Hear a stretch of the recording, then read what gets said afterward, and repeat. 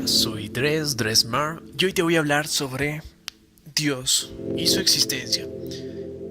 Primero, antes que nada, quiero definir qué es Dios, qué es existir y qué es realidad. ¿Qué es existir? Ciertamente existir se define como algo que tenga alguna realidad. Puede ser física o mental, o la vida de un ser. Pensar en algo que tú existes, o la persona que está al lado tuyo existe, la casa donde vives existe, y estarías de acuerdo conmigo en que ambas cosas, todas esas cosas existen. ¿Qué ocurre contigo? Tú existes. La idea de ti, tu comportamiento, tu personalidad, tus ideas existen. Están ahí de manera mental y existen y pueden ser tomadas como reales, realidad. ¿Qué ocurre con el concepto de realidad? La realidad se define como un concepto de la existencia verdadera y efectiva de algo o alguien, sea un proceso mental o algo físico. Ciertamente, la realidad se define en una cosa que existe dentro de un mundo real, tomando la existencia como un plano de realidad a algo físico o mental. Tenemos todo lo que observamos, todo lo que sentimos, todo lo que podemos comprobar científicamente o físicamente que existe, está ahí, como algo real, existente y real a la vez. ¿Qué ocurre con los procesos mentales ahora? Tu imaginación existe. Tú estarías de acuerdo conmigo en que tu imaginación existe, tanto como fantasía, como inventos, como creatividad, que tú le puedes dar el modo de derivarlo, transformarlo en algo físico, un sueño, puedes transformarlo en una idea, en una pintura, algo que se hace físico. ¿Qué ocurre ahora con la realidad? En la realidad de un proceso mental, en la realidad de una idea, por ejemplo, un concepto de tú al levantar una carga, al generar un ingreso, todo eso se denomina en un concepto abstracto mental que se denomina trabajo. El trabajo existe, es una realidad mental y existente, por lo tanto es realidad. ¿Qué ocurre ahora con la definición de realidad o existencia de un proceso mental? Lo que se convertiría en una idea o un concepto. Ahora definiremos lo que es Dios. La palabra Dios en sí tiene varios significados y es muy subjetivo a cada persona, incluso de grupo de personas como religiones o grupos científicos.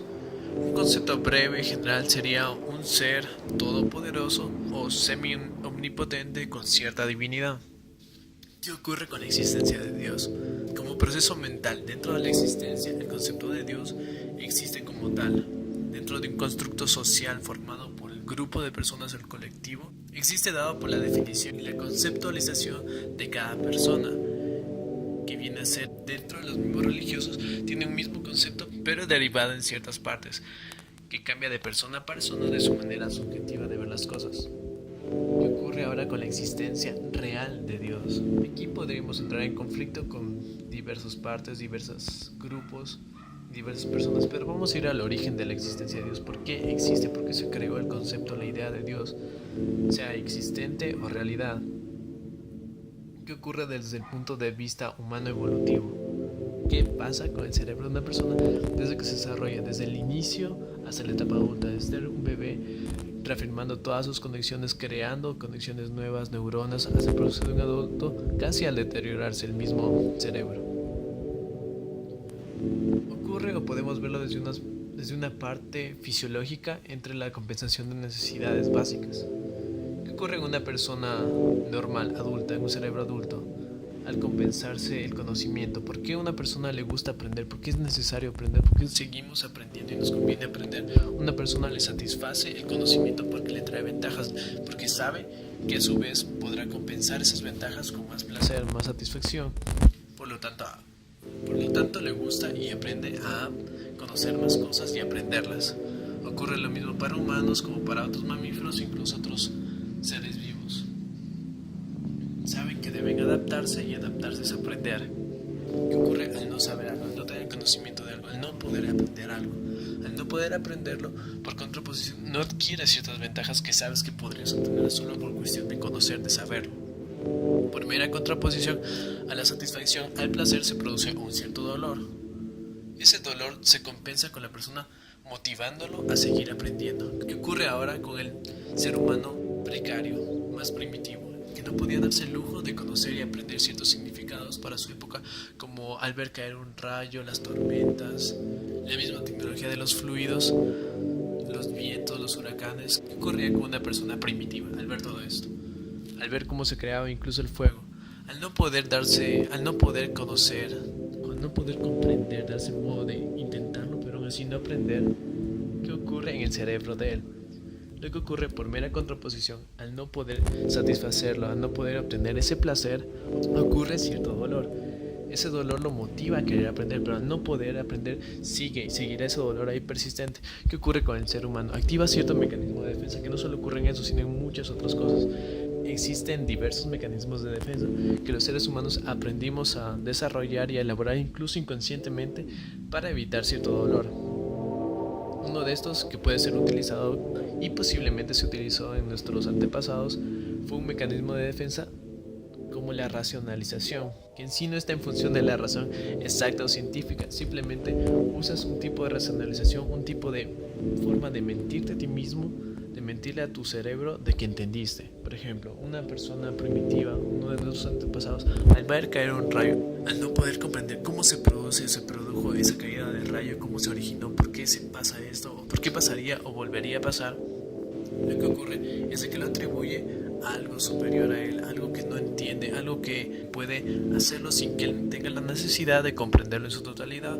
Ahí es lo que nace el concepto singular de una fuerza mayor, un ente, ni siquiera un ser todavía, solo un concepto de algo superior, un ente, como una fuerza de la naturaleza. Incluso puede considerarse como la misma naturaleza en sí, esta conceptualización que ocurre ahora al ver caer rayos, al ver un huracán, al ver fuego, al crearse lluvia incluso.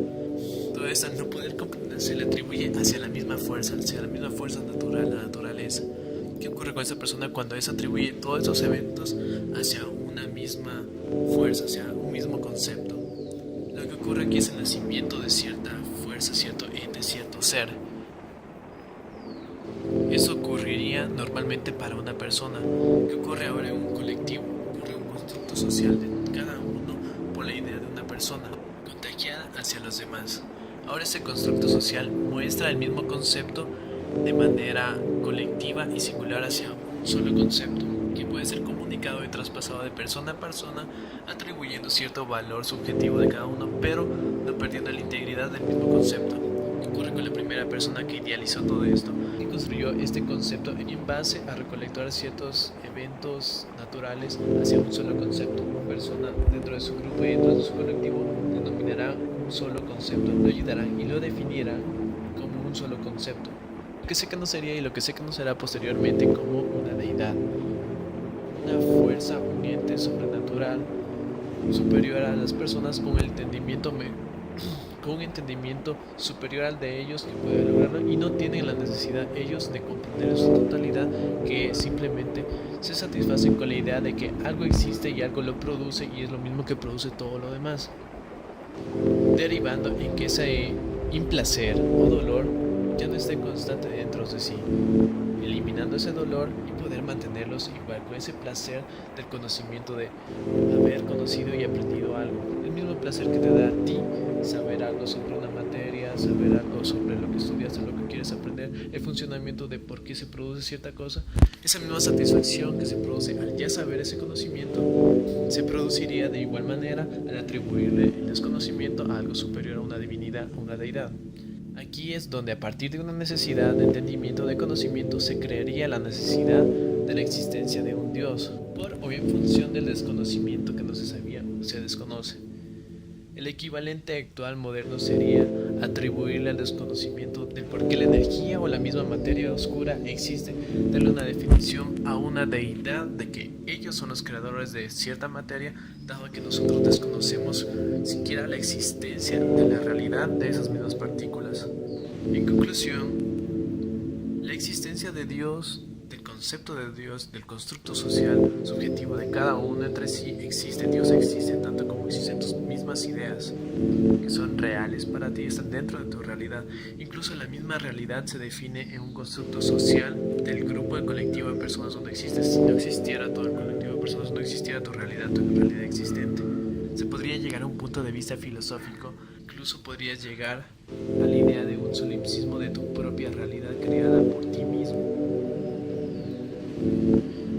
incluso científicamente no se puede comprobar que nuestra misma realidad no sea producto de otra realidad o estar dentro de una realidad alterada, haciéndose que el mismo universo pueda ser una versión de un holograma de otra realidad. Esto entra en conclusión con la misma definición de Dios como un ser, una divinidad todopoderosa, que aún así sería una misma contradicción. Al ser un ser todopoderoso no tendría ninguna debilidad, ninguna carencia, ninguna necesidad, ni siquiera la misma necesidad de existir o existir en un plano como el que existimos nosotros. Un ser omnipresente no tendría la posibilidad de existir en un universo como el nuestro, donde existe el plano del espacio-tiempo unidos. Un ser cercano a un Dios, o al menos con la facultad de ser omnipresente, tendría que existir en un plano cercano a una quinta dimensión, un plano fuera del espacio-tiempo, donde pasar hacia el tiempo sea cuestión de caminar hacia adelante o hacia atrás, como lo es para nosotros dentro del plano del espacio.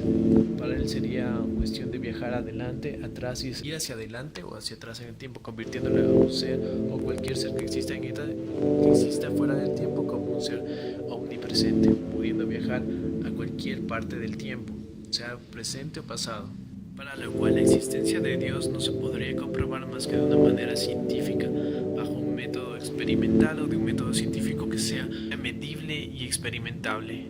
De otra forma, la única forma de mantenerse creyendo en un ser omnipotente o cercano a la omnipotencia sería la fe. La única fe de creer en la coincidencia que tuvo las religiones y los grupos elitistas antiguos sobre el control de masas es creer en una coincidencia en lo que podría existir o existe y no es un constructo creado por los mismos humanos. En fin, el argumento final que se le puede dar a la existencia de Dios es indudable a que existe. De ahí la realidad en sí del mismo Dios o el mismo concepto de idealización de su existencia a la realidad es meramente subjetiva, tanto como es la definición de la realidad de los conceptos mentales abstractos, como al ver una persona trabajando y el concepto de trabajar, o la definición del concepto del amor o los valores, la ética, la moralidad, son reales, tan reales para la subjetividad de cada persona del observador, medibles solo por sus derivadas, solo por sus consecuencias, tanto que el amor genera a dos personas con cierto comportamiento, o la ética y la moralidad también cierto comportamiento, o el mismo concepto de trabajar, solo se lo puede medir según las consecuencias o la derivación que obtiene el concepto sobre el comportamiento visible, real, comprobable. Es por esto que la definición de Dios no puede entrar en el concepto de realidad, porque no es medible, no puede ser medible por quien lo califica, el observador. De modo que la definición como concepto de Dios existe, la realidad de Él queda de manera subjetiva entre la subjetividad y la perspectiva que tiene cada persona de ver el mundo entre sí, sobre su realidad o no, conociéndose que la derivada del concepto de Dios puede medirse en las consecuencias del comportamiento de una persona visible o no. Un religioso podría decir que Dios existe debido al comportamiento que existe y observable de que dos personas son altruistas, o el altruismo general del mundo, o los milagros en sí. Argumentos completamente verificables científicamente. Un milagro ocurre, es una consecuencia real entre un evento y otro, explicado de manera científica porque ocurre en la realidad, sea de cierto modo una ilusión, un efecto, pero ocurre y puede ser verificable. De ahí la atribución que le das de este efecto a un concepto milagro y el concepto de Dios es cuestión meramente subjetiva de cada uno.